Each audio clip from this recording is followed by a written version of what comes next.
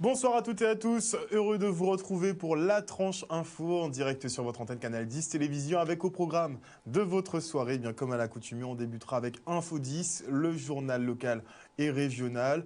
On poursuivra dans le focus, une heure de décryptage de l'actualité locale, avant d'enchaîner avec Yves-Lise Boisset pour ses politiques, puisqu'elle reçoit les candidats aux élections municipales de 2020. Mais pour l'instant, place donc à l'actu.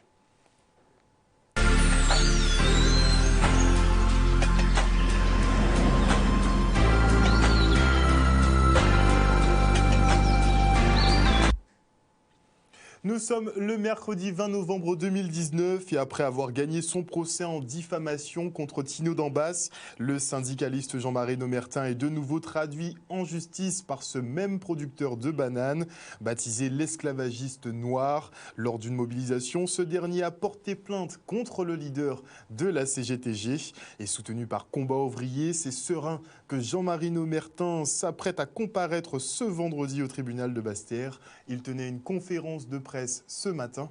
Regardez. Le planteur de bananes, Tino Dambas, attaque encore une fois Jean-Marie Nomertin pour diffamation. Donc ce n'est pas sa première plainte. La première fois, c'était parce que Jean-Marie Nomertin a dénoncé les conditions de la mort d'un ouvrier de la banane sur la plantation, qui travaillait sur la plantation de Tino Dambas. Le 29 octobre, en appel, le tribunal de Basse-Terre a relaxé Jean-Marie Nomertin. Aussi grâce à la mobilisation, parce que le 1er octobre, il y avait plus d'une centaine de personnes devant le tribunal de Basse-Terre, en majorité des ouvriers de la banane. Donc là, une nouvelle fois, il y a une plainte de Tino Dambas pour diffamation, parce que Jean-Marie Nomertin l'aurait traité d'esclavagiste noir. Esclavagiste noir, c'est un terme qui vient des travailleurs de la banane et de la population à cause des conditions que Tino Dambas impose sur sa plantation, des conditions de travail inhumaines. Et donc nous, c'est pour ça que nous appelons le 22 novembre, vendredi, à 7h, les travailleurs de la banane et l'ensemble des travailleurs à rejoindre cette mobilisation devant le tribunal pour soutenir Jean-Marie Nomertin et contre la répression patronale et la dictature patronale. Je dis bien, c'est la population, au vu de tout ce qu'elle a su comme information, qui a dénommé M. Dambas esclavagiste noir. Est-il un esclavagiste? Oui. Est-il noir? Oui. Alors l'autre fait, c'est d'avoir traité de voleur. Est-il un voleur? Oui, sur bien des points. Déjà, il faut venir travailler tous les jours fériés qui ne sont pas payés double, alors que dans le cas du prix de revient de la banane, il est écrit noir sur blanc que ça tient compte, c'est inclus le paiement des jours fériés. Et l'autre aspect aussi, ce sont les prélèvements. Faire travailler les travailleurs de 6h, voire 5h du matin, 5h30 du matin, 6h jusqu'à 18h, 19h avant la grève de 2017. Payer 7 heures de temps, sans heures supplémentaires payées, sans rien payer. Et surtout, lorsque les travailleurs sont présents tous les jours, eh bien, ils arrivent à avoir des jours d'absence. Et par exemple, une fiche de paye, il est porté une journée d'absence, mais il est prélevé 2 jours, voire 3 jours sur les fiches de paye des camarades. Ce n'est pas moi qui les ai inventées, c'est Tino Dambas qui a produit donc ces fiches de paye, qui a remis ces fiches de paye, et ça l'atteste noir sur blanc. Donc sur ces 2 points, je suis serein, je suis zen, je n'en démords pas, et c'est dans toute sérénité que je me présente le 22 à 8h du matin devant le tribunal où on fera à nouveau le procès de Tino Dambas, parce qu'il y a 7 camarades, ils étaient au nombre de 8, et bien ces camarades ont été licenciés parce qu'ils ont osé faire grève tout simplement. Dans le cadre du projet Malin qui vise à lutter contre des maladies transmises par les moustiques, eh bien l'approche Une seule santé va être mise en place ici en Guadeloupe. Cette nouvelle étape marque un tournant dans l'étude et la surveillance des maladies infectieuses sur le territoire. Et elle s'inscrit dans l'objectif de faire de notre département un pôle d'excellence en matière d'infectiologie à l'heure où les virus montrent de plus en plus de résistance aux antibiotiques. Et pour ce faire, 2 chercheurs venus des États-Unis et du Canada sont venus porter leur expertise et prêter main forte. Le reportage. Le projet Malin, c'est un projet qui a débuté en 2015. C'est un projet qui est financé par l'Union européenne et par la région Guadeloupe et qui porte sur les maladies infectieuses. L'objectif de ce projet, c'est de mieux protéger le territoire contre les maladies infectieuses animales, humaines et végétales. Et donc pour ça, ce projet, il fédère les principaux acteurs de l'infectiologie en Guadeloupe, qu'il s'agisse d'organismes de recherche, d'organismes de surveillance, 2 centres hospitaliers, Basse-Terre et le CHU, et puis des organismes qui sont chargés de la surveillance du territoire en matière de maladies infectieuses en particulier et de transfert d'innovation. Alors le bilan du projet Malin, c'est quelque chose de différent du bilan du projet Une Santé. Donc le projet Une Santé s'étale sur une année. Donc l'objectif de ce projet, c'est de faire travailler ensemble les acteurs de la recherche, mais aussi les gestionnaires de santé à la fois humaine, environnementale, végétale et animale. Donc il y a différentes thématiques qui vont être mises en place. Un des grands bénéfices, notamment dans la résistance aux antibiotiques, puisque la résistance aux antibiotiques, c'est un grand problème de santé publique mondiale. Et ce projet va permettre de mieux comprendre la diffusion de la résistance aux antibiotiques de façon à lutter contre elle. Moi, je travaille plutôt sur les maladies infectieuses qui émergent en Guadeloupe et qui vont se transmettre dans la population en passant par différents réservoirs, comme les animaux d'élevage par exemple, ou les animaux domestiques, et arriver jusqu'à l'homme. C'est pourquoi le type d'approche collaborative qu'on est en train de mettre en place en ce moment est important, puisqu'on a besoin de tous les acteurs de ces domaines. Cette composante One Health, c'est le futur. On est en train de préparer le coup d'après, c'est-à-dire que donc ce projet se termine à la fin de l'année prochaine et donc il est absolument nécessaire pour nous de nous mettre tous autour d'une table avec nos disciplines respectives pour définir des objectifs communs et pour améliorer le fonctionnement de la recherche et de l'innovation au service de la santé. C'est-à-dire que tout ça va nous permettre de mettre en commun nos savoirs, nos moyens de recherche, c'est-à-dire les infrastructures, les équipements, donc d'avoir un impact maximal, d'optimiser la façon dont on utilise l'argent public. Programme Malin qui figure parmi les projets retenus dans le cadre de recherche collaborative financés par le PO-FEDER. Au nombre de 8, ils ont été présentés aujourd'hui à l'Université des Antilles. On débriefe avec Sylvie Gustave Diduflo, vice-président du Conseil régional. Ce qui fait notre fierté à nous, équipe régionale, et au président Richalus, c'est que dans ces 8 projets, pour la première fois, nous avons 3 projets classés parmi les 3 premiers qui sont des projets de santé humaine. La région Guadeloupe a pris la responsabilité de reculer le dépôt d'1 mois et pendant ce mois, nous avons mobilisé les équipes du CHU en faisant de l'accompagnement pour le montage du projet pour qu'ils soient en capacité à déposer des projets. Nous avons 3 projets de santé humaine, un projet sur la drépanocytose, un second, et ça c'est une vraie originalité, un premier projet en neuropathologie sur la maladie d'Alzheimer, la maladie de Parkinson et la sclérose en plaques, et un projet de constitution d'un registre en cancérologie avec tous les aspects impacts environnementaux ou milieu social.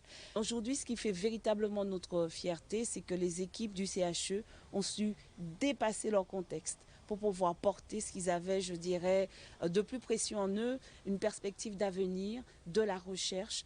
Et cette recherche est au service des patients de la Guadeloupe. Nous sommes très heureux que ce projet, c'est un des premiers projets retenus pour le CHU où se situe le registre. Et compte tenu effectivement de la problématique des contaminations, pesticides, etc., mais pas que, on a parlé aussi d'inégalité sociale et cancer. Et c'est un projet qui va permettre d'apporter des réponses notamment aux décideurs en santé. Et on a commencé un travail qui va nous permettre de projeter un peu sur une carte de manière très visuelle l'incidence des cancers par zone. Le but de notre collaboration, c'est de le faire non seulement à ce niveau administratif, j'ai parlé des IRIS de l'INSEE, mais aussi de le faire en collaboration avec le CIRAD, en identifiant des zones, notamment des zones de contamination, et pour voir si on a une surexposition ou une surincidence de certains cancers par rapport à ces zones contaminées. Nous, ce qu'on fait en termes d'analyse spatiale des cancers, c'est de voir, on sait qu'il y a globalement un surrisque, c'est de voir s'il y a des zones géographiques où on trouve ce qu'on appelle des agrégats, c'est-à-dire un nombre plus élevé de cas que ce qui serait attendu. Notre travail avec le CIRAD et la DAF, ça va être d'identifier ces agrégats et de voir qu'est-ce qui était utilisé comme produit, est-ce qu'il y a un lien, et de permettre d'avoir des données probantes pour mener d'autres études après cela. Cette étude sur les cancers et ce registre qui devrait permettre effectivement de réaliser une relation de cause à effet entre l'utilisation des pesticides et la prévalence des cancers dans certaines zones. Et de passage en Guadeloupe, l'Office international de l'eau dispense des formations aux techniciens chercheurs de fuite. L'occasion pour ces agents de se mettre à jour sur les méthodes de détection de pertes. Et après la théorie hier, eh bien les 11 stagiaires se sont rendus sur le terrain aujourd'hui. Mais avec le bruit ambiant, c'était un petit peu plus compliqué que ce qu'ils pensaient. Regardez. Formation qui réunit 11 techniciens sur 4 jours, 4 journées complètes, avec des parties théoriques en salle et puis une partie effectivement sur le terrain avec le matériel d'écoute d'un certain nombre de régies. Donc le programme aujourd'hui, c'est être sur le terrain avec les 11 techniciens ici présents et d'utiliser les différents types de matériel d'écoute qui sont des matériels relativement sophistiqués pour une mise en œuvre pratique. On a vu beaucoup de théorie hier, donc on met en pratique ce qu'on a vu la veille. Donc pour le moment, bon, on voit une fuite apparente, mais la qualité du bruit n'est pas bonne parce qu'il y a trop de bruit extérieur. Donc il a fallu qu'on soit plus au calme pour qu'on puisse bien trouver, situer la fuite. Vous avez deux types de fuites. Les fuites visibles qu'on peut repérer facilement, les identifier et puis effectivement faire les travaux de réparation à l'issue. Et des fuites beaucoup plus compliquées à trouver. Et c'est des matériels plutôt d'utilisation de mode acoustique qui permettent de le géolocaliser précisément à la fuite et de refaire les travaux attenants. Ça fait déjà quelques mois que j'ai commencé. Donc au moment où on a acquis le matériel, j'ai fait une formation dessus. Donc, en ce qui concerne mon matériel, je lui fais confiance et ça nous a déjà donné beaucoup de résultats. Et c'est pour ça que là, je suis formel sur ce que je dis. Il y a trop de bruit à l'extérieur et ça ne nous aide pas. Tout le monde a la même expérience. Donc, on parle exactement de la même chose, les mêmes attentes, les mêmes difficultés, aussi sur l'avenir. Se pose les mêmes questions. Il faut les deux. Il faut à la fois connaître le fonctionnement du matériel, c'est quelque chose de relativement complexe à utiliser. Il faut aussi un peu d'expérience et la partie terrain est évidemment indispensable.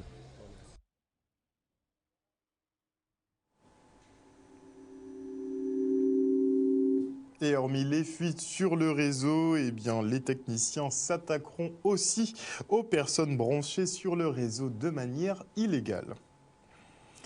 Instaurée en 2008, la semaine sismique vise à entretenir la culture du risque sismique, puisque ça peut survenir à n'importe quel moment. Et cette année, un accent particulier est mis sur le bâti scolaire avec une question centrale, à savoir s'il faut conforter ou reconstruire les bâtiments vulnérables. Le reportage. Alors, cette conférence s'inscrit dans la semaine sismique, qui est une semaine de sensibilisation au risque sismique, qui a débuté ce lundi et qui terminera dimanche. L'objectif, à travers une série de présentations, d'actions ou de conférences destinées au grand public, aux scolaires ou aux professionnels, c'est d'entretenir un peu la culture du risque sur le risque sismique en Guadeloupe. Et là, l'intervention de ce matin et de toute la journée d'ailleurs de deux représentants des écoles nationales supérieures d'architecture de métropole, c'est effectivement de revenir un peu sur le patrimoine bâti de Guadeloupe, notamment le bâti scolaire, puisque le bâti scolaire est une des cibles, des objectifs du PSA, le plan séisme Antilles, qui vise à conforter ou reconstruire les bâtiments vulnérables, notamment les bâtiments scolaires, les logements sociaux ou les casernes de pompiers. Donc là, l'intervention des architectes, c'est pour dire d'où viennent nos écoles, comment elles sont et comment peut-être les diagnostiquer et comment faire pour soit les conforter sans les dénaturer, soit éventuellement les reconstruire. Donc on est capable de les restaurer, mais avec des niveaux de coûts qui sont très élevés, qui fait que sans aide, on ne pourrait pas y arriver. Et dans bien des cas, l'analyse des coûts fait qu'on compare l'intérêt de restaurer ou l'intérêt de démolir. Donc ça, c'est une analyse économique qui, au cas par cas, va nous faire dire, au final, il faut mieux démolir et en faire du neuf, écraser le bâtiment, comme on dit en Guadeloupe, ou bien il faut mieux, on peut arriver à le restaurer. Ce qui est particulièrement intéressant dans le cas guadeloupéen, vu maintenant de l'ensemble de la France, c'est que le niveau de sismicité, et pareil pour les cyclones, que l'on a ici dans les Antilles, est hors norme, au-delà de toutes les normes qui existent en métropole. Et donc, c'est la raison pour laquelle la Guadeloupe est un véritable laboratoire de recherche scientifique. Décidément, nous sommes toujours hors normes. Et pour sensibiliser le grand public, la Croix-Rouge a installé son simulateur sismique dans les galeries du centre commercial de Destrélan, où l'on se rend tout de suite.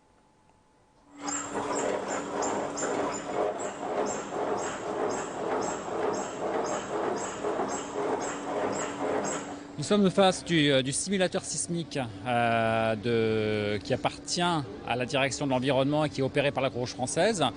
Et son rôle, c'est de promouvoir la culture du risque sismique parmi la population de Guadeloupe, les enfants, les adultes, les visiteurs de Destréland, de manière à être mieux préparés. Alors il y a effectivement des bonnes pratiques à s'approprier avant le tremblement de terre, pendant et après. Tout ce qui est expliqué ici sur les panneaux de sensibilisation qui accompagnent le simulateur sont là pour ça. Il s'agit de vraiment s'approprier, se familiariser avec ces bonnes pratiques qui vont nous sauver, qui vont nous protéger.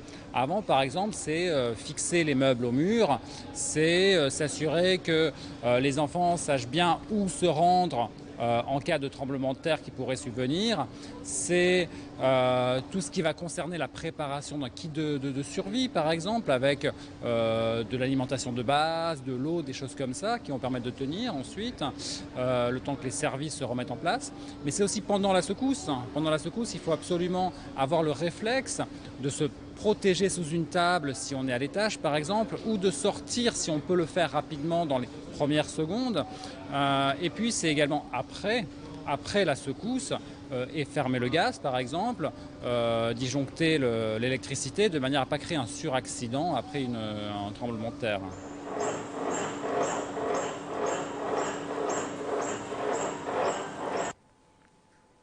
Et afin de lutter contre le gaspillage alimentaire, le CCAS de la ville de Morne-à-l'Eau met l'accent sur l'éducation au goût. Une idée déjà mise en pratique dans la ville de Mouans-Sartoux, en Hexagone, où 3 agents de la ville se sont rendus pour étudier ce procédé qui visiblement a porté ses fruits. Le reportage d'Olivier Félix.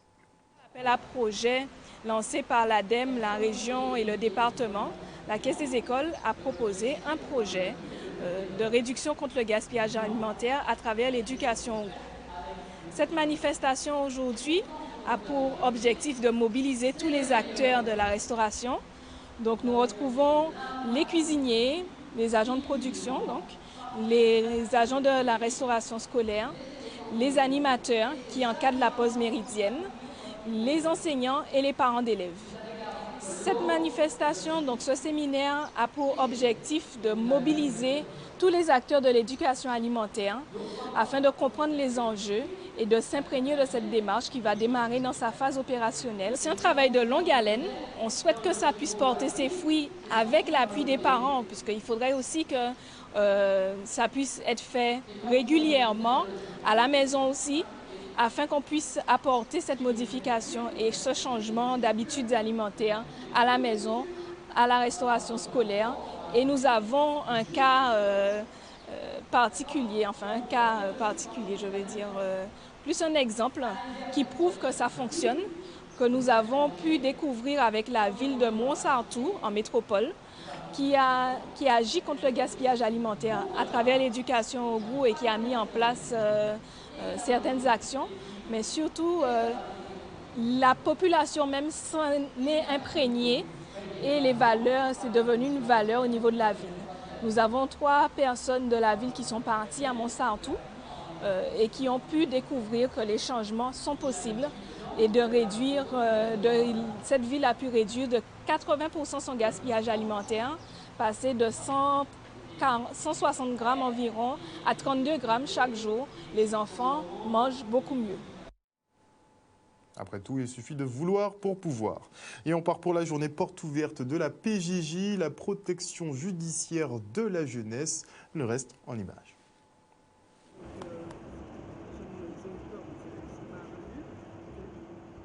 Le service est constitué d'équipes d'éducateurs, de psychologues et d'assistantes sociales qui travaillent avec les juges des enfants auprès des mineurs délinquants, qui sont chargés d'apporter aux magistrats un ensemble d'informations relatives au parcours de vie du mineur et au motif d'un passage à l'acte qui a conduit devant le tribunal et qui va permettre au magistrat d'apporter la réponse judiciaire la plus adaptée au mineur, à sa personnalité, à son parcours et à une possibilité d'éviter la récidive et d'insertion sociale et professionnelle. Au sein du service de l'UMO de Basse-Terre, nous faisons ce qu'on appelle essentiellement du suivi en milieu ouvert.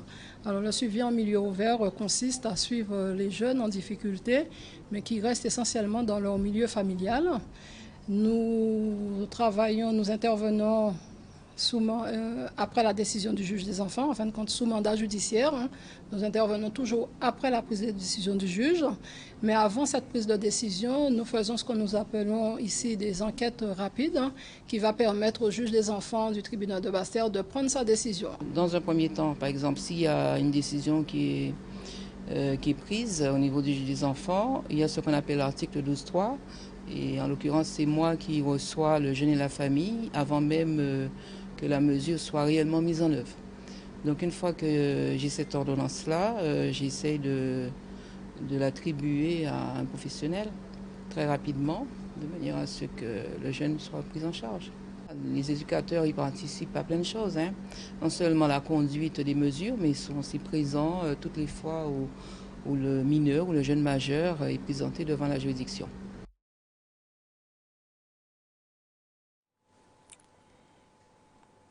L'obésité et le surpoids sont deux enjeux majeurs de santé publique qui méritent une prise de conscience de tous, à commencer par les plus jeunes.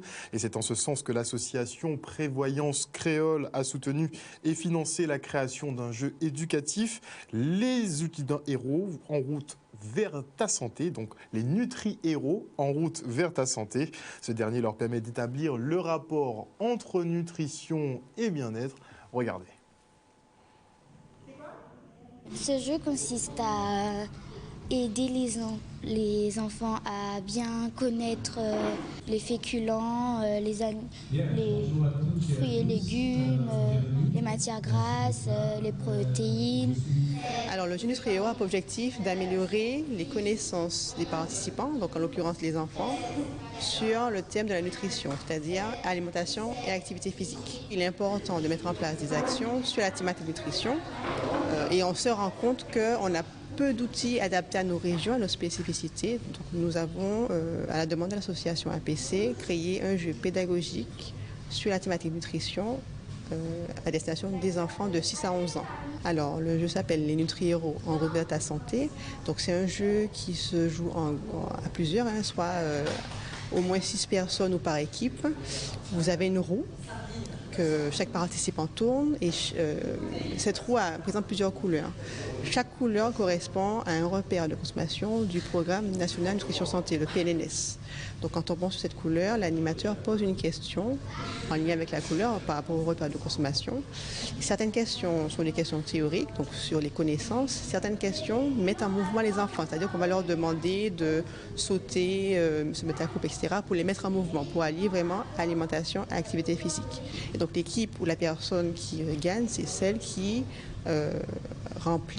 qui a le plus de points et remplit un petit puzzle que chaque équipe aura. Je le trouve bien parce que c'est pour notre santé, c'est pour qu'on arrête de manger beaucoup de sucre et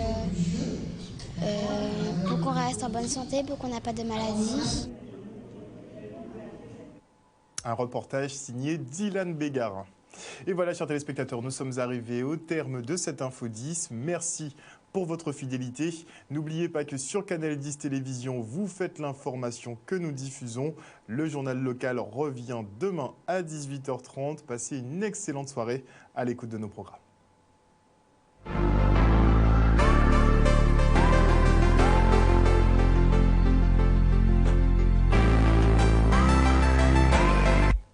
Et à venir dans la tranche info sur Canal 10, eh bien le focus, 1 heure de débrief sur l'actualité locale. Mais avant cela, je dis mes traditionnels bonsoir à Maggie Delaney qui est toujours connectée sur notre Facebook. Bonsoir à Mimine Lorac, bonsoir à Dominique Landry, bonsoir à Francel Taco, mais aussi à Mourad Trabelsi.